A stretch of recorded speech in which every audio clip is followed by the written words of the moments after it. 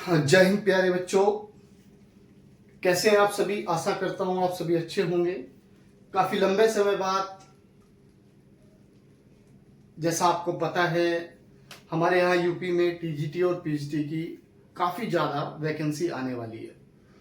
तो उसके लिए मैथमेटिक्स के लगभग सभी टॉपिक टीजीटी और पीजीटी के मैं कोशिश करूंगा कि आपको एक सिस्टमेटिक तरीके से समझाए जाए।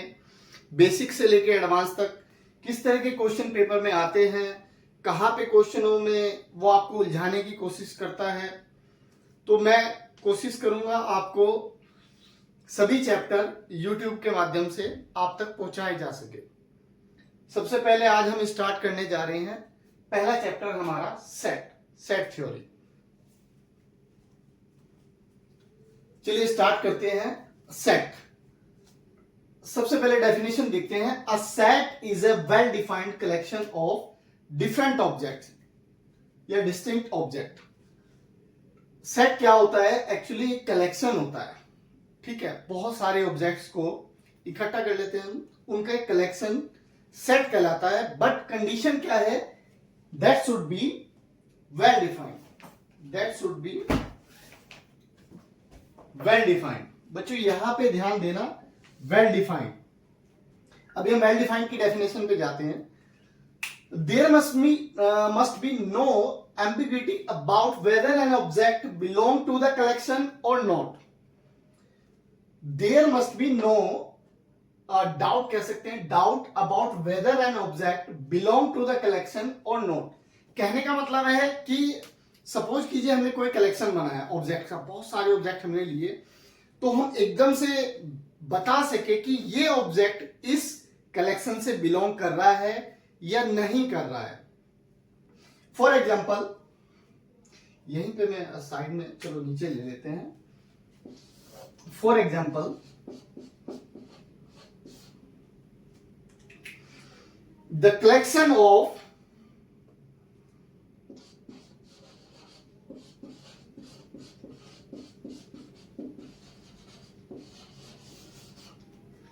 vowels in English alphabet।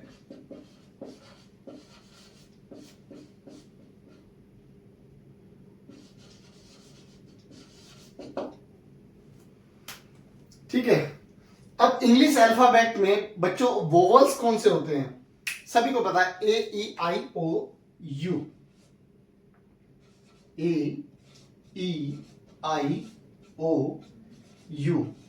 अब सपोज कीजिए मैं आपसे पूछता हूं, क्या बी इस कलेक्शन का एलिमेंट है या ऑब्जेक्ट? इसमें बी आएगा? आप एकदम से बोलेंगे नहीं सर, नहीं आएगा। ऑब्वियसली नहीं आएगा। हमने यहां पे अपना जो सेट है या कलेक्शन है उसको पहले ही वेल डिफाइंड किया। क्या किया है कि सिर्फ और सिर्फ वोवल्स आएंगे इसमें। क्या आएंगे बच्चों? वोवल्स। तो वेल डिफाइंड होना बहुत जरूरी है, ठीक है।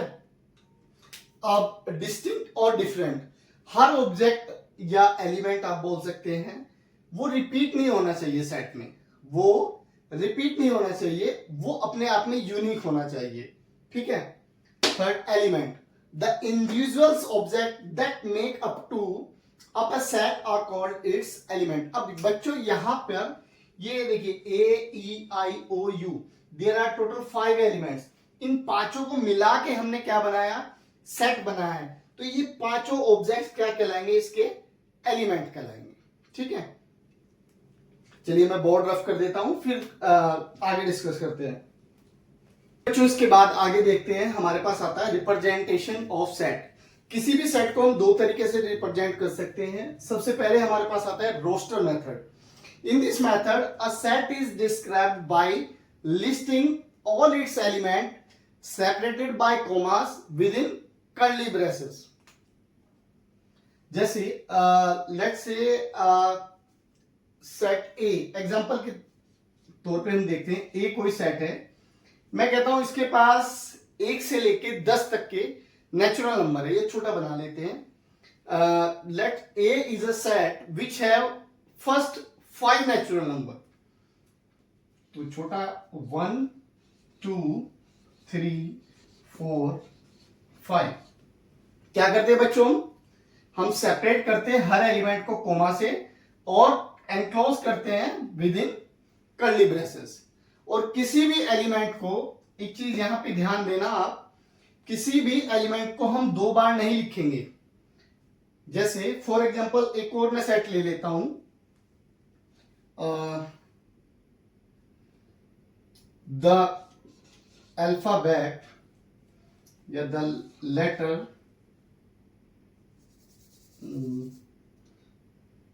सेट बी मानते हैं। लेट बी हैव बी, या बी भी नहीं लेते, मान लेते हैं एम कोई सेट है, ठीक है, और ये रखता है मैथमेटिक्स, METHEMATICS, मैथमेटिक्स वर्ड से बनने हुए मैथमेटिक्स वर्ड के सभी अल्फाबेट को जो रखता है उस सेट को रिप्रेजेंट करना है। लेट्स से वो सेट है हमारा बी, ठीक है बच्चों। तो एम यहां पे ध्यान देना दो बार आया है प्यारे बच्चों, तो हम एम को सिर्फ एक ही बार यूज करेंगे। एम ए भी दो बार आया तो ए को भी एक ही बार यूज करेंगे। THEICS,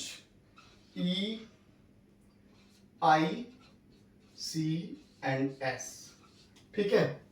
तो जो चीज मैं समझाना चाह रहा हूं वो ये है कि एक एलिमेंट कितनी भी बार आ रहा है हमारा सेट में, कितनी भी बार आ रहा है, लेकिन जब हम उसको रिप्रेजेंट करेंगे तो सिर्फ एक ही बार लिखेंगे, ठीक है बच्चों।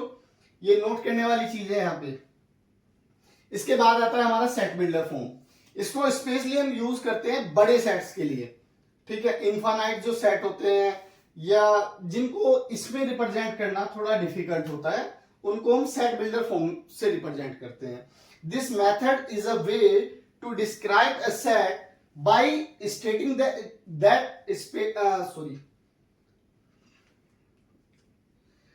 set builder form. This method is a way to describe a set by stating the specific property or rule that all its elements must share rather than listing them individually. This method is especially useful for representing massive or infinite sets where listing every element would not be possible या would be impossible, ठीक है। अब कहना क्या चाहता है, यहां पे सेट बिल्डर फॉर्म हम कब यूज करते हैं? सबसे पहले तो हम वहां पे यूज करते हैं जहां पे रोस्टर फॉर्म में सेट को रिप्रेजेंट करना थोड़ा डिफिकल्ट होता है, स्पेशली इनफाइनाइट सेट्स के लिए हम इसको यूज करते हैं। इसमें क्या होता है, एक स्पेशल प्रॉपर्टी को सभी एलिमेंट्स फॉलो करते हैं, उस प्रॉपर्टी को यूज करके हम सेट को डिस्क्राइब करते हैं। चलिए देखते हैं कैसे, एग्जांपल के देके मैं समझाता हूं इसको एक बार। मैं उससे पहले इसको एक बार रफ कर देता हूं। एग्जांपल, लेट्स से ए हमारे पास कोई सेट है और ए नेचुरल नंबर्स का सेट है लेस देन 20। अब इसको अगर हम रोस्टर फॉर्म में लिखेंगे तो 1 2 3 4 हमको लिखना पड़ेगा कहां तक बच्चों, 20 तक, ठीक है। हर एलिमेंट को हमें रिप्रेजेंट करना पड़ेगा। बट इसी को अगर हमें सेट बिल्डर फॉर्म में लिखना है तो हम कैसे रिप्रेजेंट करेंगे? ए सच दैट, अब यहां पे ये जो x है वो इसके ए के हर एलिमेंट को रिप्रेजेंट कर रहा है। सच दैट, इसको रीड ऐसे करते हैं, x such that x belongs to n natural number and x is less than 21 से छोटा तो नेचुरल नंबर 20 ही आएगा, ठीक है। या आप लिख सकते हैं लेस देन इक्वल्स टू 20, ऐसे भी लिख सकते हैं, ठीक है। तो इसको हम मोस्टली यूज करते हैं वहां पर जहां पर हमें सेट को रिप्रेजेंट करना रोस्टर फॉर्म में थोड़ा डिफिकल्ट हो रहा, और स्पेशली जो इनफाइनाइट सेट्स होते हैं उनको हम इसी से रिप्रेजेंट करते हैं, ठीक है। कुछ स्टैंडर्ड नोटेशन है प्यारे बच्चों, कुछ स्टैंडर्ड सेट्स हैं, उनकी नोटेशन मैं लिख रहा हूं, उनको आप हमेशा याद रखेंगे। चलिए स्टार्ट करते हैं। सबसे पहले n,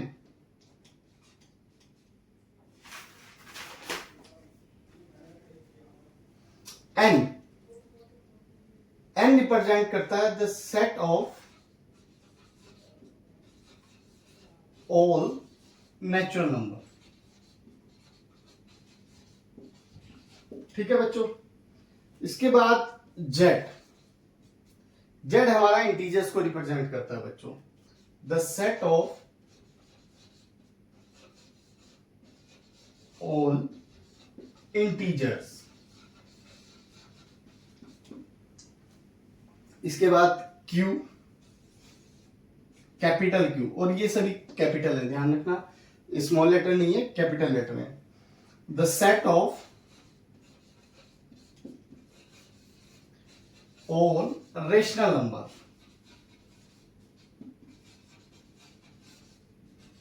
रेशनल नंबर। इसके बाद R, the set of real number, set of all real numbers. इसके बाद क्यू प्लस, ऊपर ऐसे प्लस लगाते हैं, the set of all positive rational number,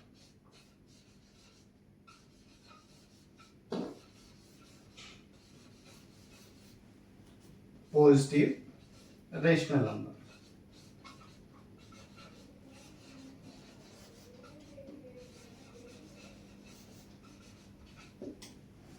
इसके बाद बच्चों R plus, the set of all positive integer, positive real number, the set of all positive real number. ठीक है, 2 3 4 5 6 क्या छूट गया, जेड प्लस, जेड प्लस आ जाएगा बच्चों, the set of all positive integers.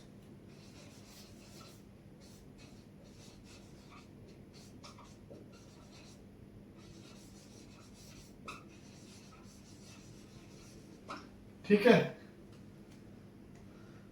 तो ये कुछ स्टैंडर्ड नोटेशंस हैं, कुछ स्टैंडर्ड सेट्स की जो हमेशा हमें याद रखनी है। ठीक है बच्चों, इसके बाद हम डिस्कस करते हैं टाइप्स ऑफ सेट्स। चलिए उससे पहले मैं इसको रफ कर देता हूं। तो देखते हैं टाइप्स ऑफ सेट्स। सबसे पहले हमारे पास आता है एम्प्टी सेट, जिसको वॉइड सेट भी बोलते हैं, नल सेट भी बोलते हैं, एम्प्टी सेट भी बोलते हैं। एक ऐसा सेट जिसके पास कोई भी एलिमेंट ना हो उसको हम बोलते हैं एम्प्टी सेट, और उसको डिनोट करते हैं 5 से। ठीक है, इस सिंबल को बोलते हैं 5, या फिर कर्ली ब्रैकेट, और उनके बीच में कुछ नहीं रखना है। ठीक है, तो कर्ली ब्रैकेट ऐसे लगा देंगे, ये भी रिप्रेजेंट करता है आपके एम्प्टी सेट को। इसके बाद example, let's say A is an set such that x इसका एलिमेंट है और x बिलोंग करता है रियल नंबर से, and x² plus 1 is equals to 0। देखिए प्यारे बच्चों, x² प्लस 1 इक्वल्स टू जब हम 0 रखते हैं तो हमारे पास x² बराबर आएगा -1, विच इज x बराबर प्लस माइनस आयोटा। तो आयोटा तो इमेजिनरी नंबर आ गया हमारे पास, बट हम यहाँ पे क्या बोल रहे हैं कि इसका जो एलिमेंट है, इसकी जो एलिमेंट है वो किससे बिलोंग करते हैं, रियल नंबर से। बट यहाँ पे x क्या है, रियल नंबर नहीं है। That means A is a empty set, इसके पास कोई एलिमेंट नहीं आएगा। इसके बाद चलते हैं finite and infinite sets. A set is called a finite set if it is either a void set और its element can be counted, otherwise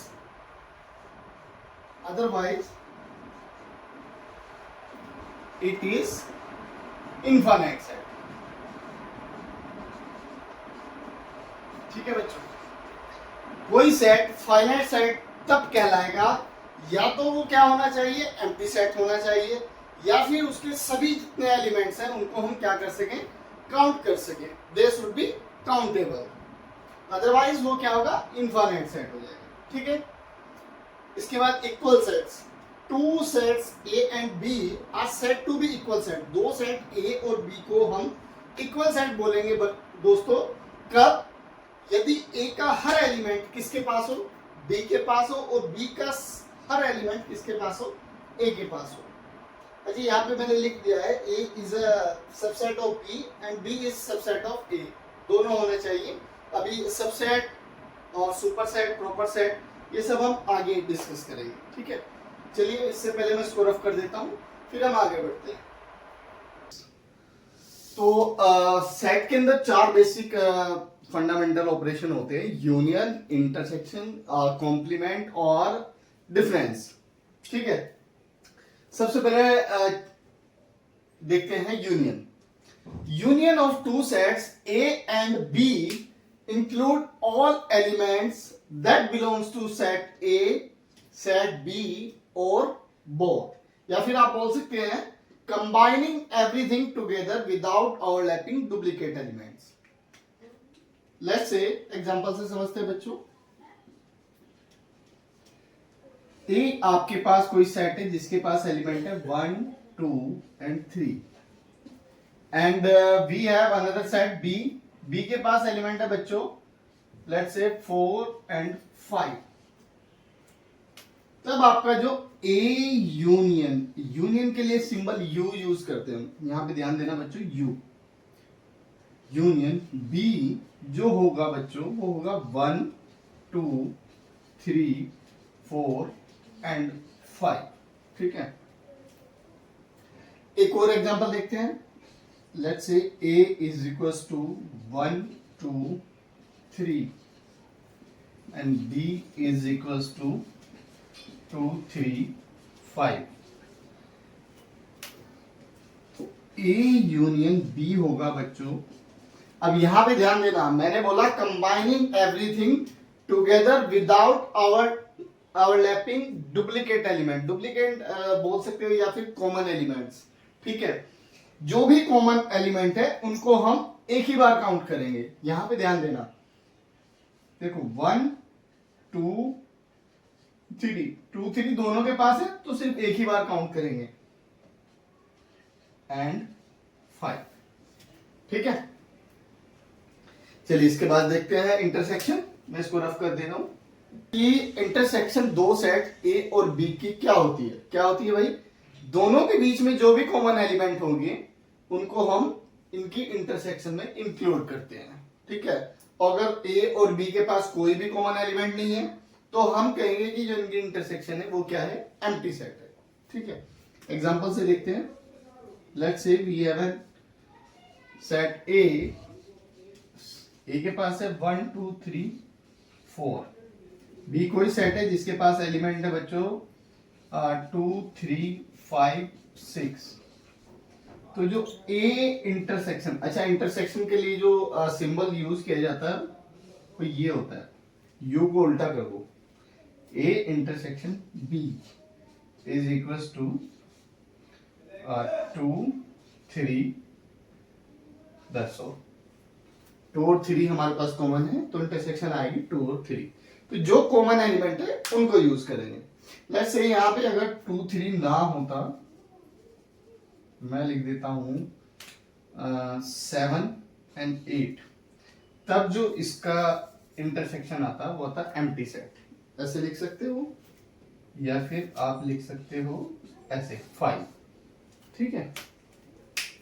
चलिए, इसके बाद देखते हैं हम कॉम्प्लीमेंट या डिफरेंस चेक करते हैं। डिफरेंस, इसको मैं रफ कर रहा हूं बच्चों। चलिए बच्चों, देखते हैं difference of two sets A minus B. The relative difference A minus B consists of all the element that belongs to set A but do not belongs to set B. A के वो element जो B के पास नहीं है, A minus B की बात कर रहे हैं बच्चों। अगर B माइनस A की बात करेंगे तो B के वो एलिमेंट जो A के पास नहीं है, ठीक है। जो कॉमन एलिमेंट्स है उनको हम निकाल देंगे, ठीक है। तो A माइनस बी, देखो कॉमन यहाँ पे क्या है? 3 है, तो 3 को निकाल देंगे, बाकी A के ही एलिमेंट लिखे जाएंगे। अब अगर यहाँ पे मैं इसको B माइनस A करता हूं बच्चों तो 3 कॉमन है, सिर्फ 3 निकल जाएगा और B के एलिमेंट बचे हुए क्या होंगे?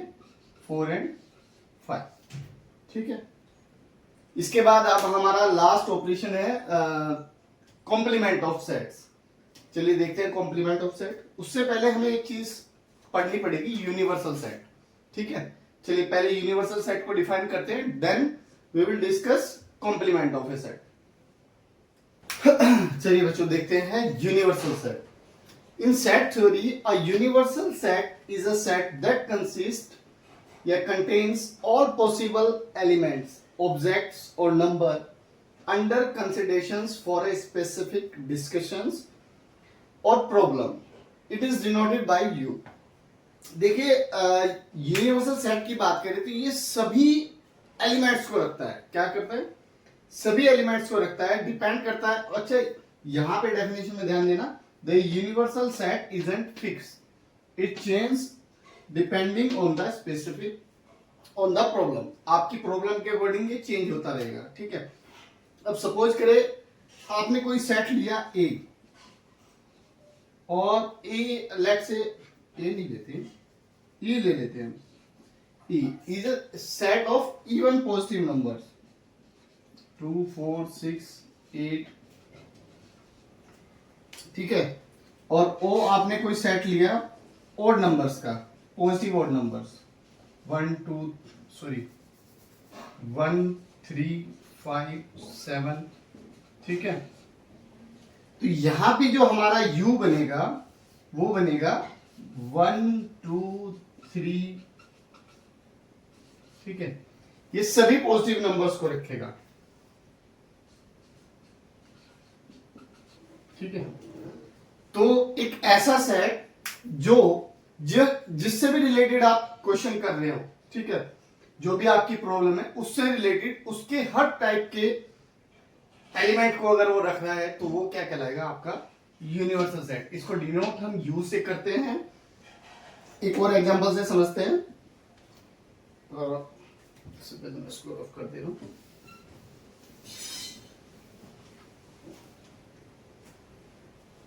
से आपने एक इवेंट लिया ए, सॉरी आपने एक सेट लिया ए जिसके पास एलिमेंट है 1 2 3।